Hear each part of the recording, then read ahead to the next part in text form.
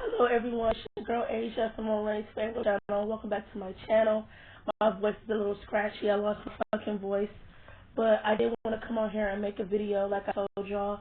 I still have to make my Legend of Korra video, and I still need to talk about the Degrassi LGBTQ um, storylines, talk about the characters, and talk about the fans' frustration with them not doing the best they could with some of their LGBTQ characters from Degrassi.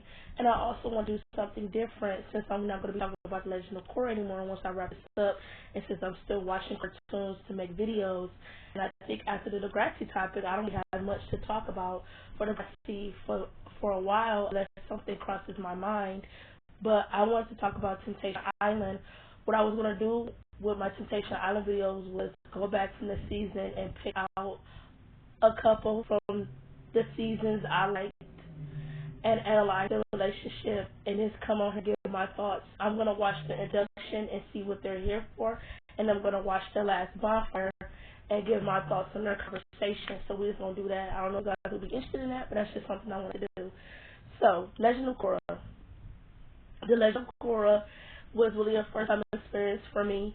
I absolutely loved Legend of Korra from start to finish. There's really nothing bad I could say about the show besides the second season was terrible. The second season for Legend of Korra was really bad. Like it was like really bad. It was like the same as Teen Titans season 2, and you feel me? Like Teen Titans season 2 wasn't really all that good of a season, honestly, in my opinion. It was really kind of boring.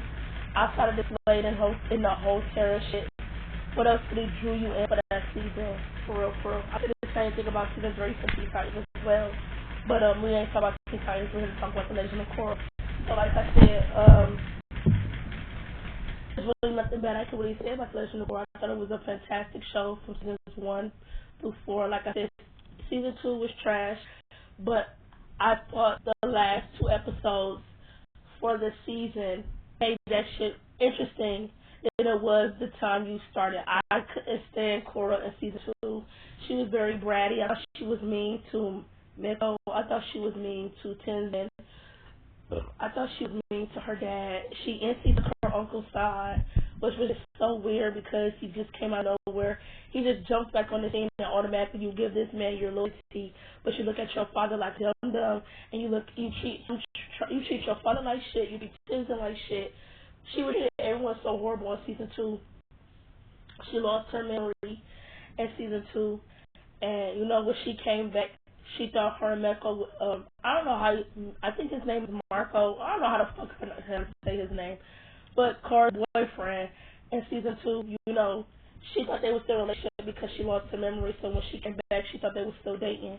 First of all, Korra's boyfriend was just being old because he knew him and Korra were broken up, but yet he was in a relationship with Asami, but he wanted to still be in a relationship with Korra. He was trying to have his cake and eat it too. I don't give a fuck what nobody say.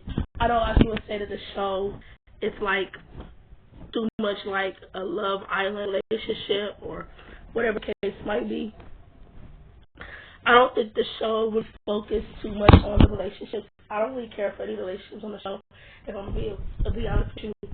The only relationship I care for, they didn't even give it the time to actually build up, which was Asami and Korra. Like, in season 3, they were giving me vibes that they would be something romantically. They did the same thing in season 4, but then that kind of just stopped. They just focused on Korra's journey, which I'm not mad at. And, you know, they built her Asami up in the last episode, kind of what they did with Aang and Katara. But I feel like they could have done something more with Korra and Asami in season 4, in my opinion. That's just how I feel. Season 1 for Legend of Korra was fantastic. I love Amon. I thought, to this day, I think Amon is Korra's best villain. But I think the Red Lotus challenged her in ways that she wasn't challenged. Like, you know, being poisoned and not being able to connect within the spirit world. Korra's fucking journey back to walking again is one of the best storylines to ever be written in a cartoon show. I don't give a fuck how nobody feels. Like I said, the moment when Katara told her to imagine that she was walking to Nora, her dog, and she actually took that first step and she actually got to her dog. I bitch teared up. They did. I'm not afraid to say it. I absolutely teared up. That's the emotional impact of the show. It drew you in and you care about her character. Like, so, you already know, I thought season 1 was fantastic. Season 2 was terrible. Season 3 was fucking phenomenal. And season 4 was phenomenal. The only thing I can say that I didn't like about season 4 was that Tenzin didn't really do much. I really did rub me the wrong way because I absolutely fucked with Tenzin. I thought Lynn was a character they could have given more to, and like we were saying, but they gave her no story with her finding her sister in season 3. But I wish they would have done more where they dived back into Lynn and Tenzin's relationship, because when you first meet Lynn in season 1, her and Tenzin did have this friction against each other, and I think it's because she was so mad that he broke up with her to start a family or some shit like that. That's not what she wanted. I thought it was going to do something like to dive back in. I thought they were going to do some type of shit where Tenzin, it's like, married and got children, but he still got feelings for. I don't fucking know. I think they're going to do something. I mean, anything would have been great because he didn't do shit in season 4.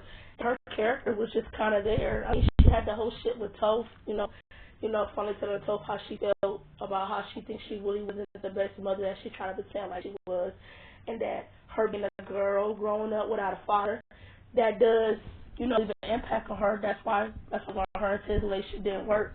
You feel me? Like I said, season one was fantastic. Season 2 was horrible. Season 3 was phenomenal. Season 4 was fantastic. So the big thing I think everybody is waiting for me to hear, because like I said, this video really wasn't really that long for real. I don't really have any dislikes with the show. I didn't care for Korra and Miko's relationship.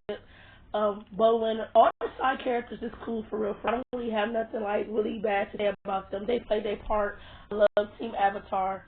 I wish Asami would have gotten more for the most part. I wish she would have gotten more, but I like that she did connect with her dad. And season 4 again, it sucked that he did die. He sacrificed himself to keep her alive. So that just shows how much he wanted to save his daughter. So the biggest question is that, what show do I prefer more? Legend of Korra or Avatar: The Last Airbender? I fuck with Avatar: The Last Airbender, and that was a first experience too. But I fuck with Legend of Korra way better. I think Korra is a way better protagonist than Aang. I feel like I was more emotionally attached to her character than Aang. Don't get me wrong, I liked Aang. With Aang, with him, it was more like a maturity fight because in a lot of pressure. Aang's like 12 years old, and he has to learn how to master all the fucking elements of the earth at just 12 years old, and then he has to try to take down the fucking Fire Lord all at 12 years old, but he wanted to do it without killing him.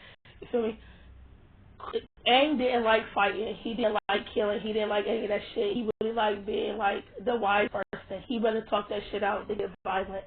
But Korra didn't give a fuck about none of that shit. If you wanted to talk it out, she had no problem getting in the paint. She had no problem getting in the field. She had no problem standing on her 10 toes. And I love that about her. Korra was really a bad bitch. For real, for real. I loved her. She really is a bad bitch. Like I said, when she was a bad bitch was in season 3 when she tried to turn herself into the Red Lotus. And she hopped in the air, there's some motherfucking airbend from her feet. I can't even describe it. It looked like some type of Spider-Man type shit. For real. She just jumped in the fucking air and went a fucking 2 kick to this nigga motherfucking midsection. I thought that shit was bad bitch behavior on life. I love Korra, and I think I was just more emotionally attached to her character name. Not saying Aang is terrible, not saying Avatar: The Last Airbender is terrible. I'm not saying that at all, but I definitely feel like I love The Legend of Korra more than Avatar: The Last Airbender. Are these shows rewatchable? 100,000%. I will probably give it a couple years before I want to sit back and rewatch these shows for real.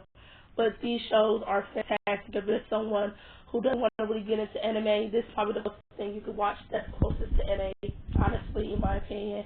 You will not be disappointed. Legend of Korra is fantastic. Avatar: The Last Airbender is amazing. That's really all I needed to say, and I will catch you guys in my next video.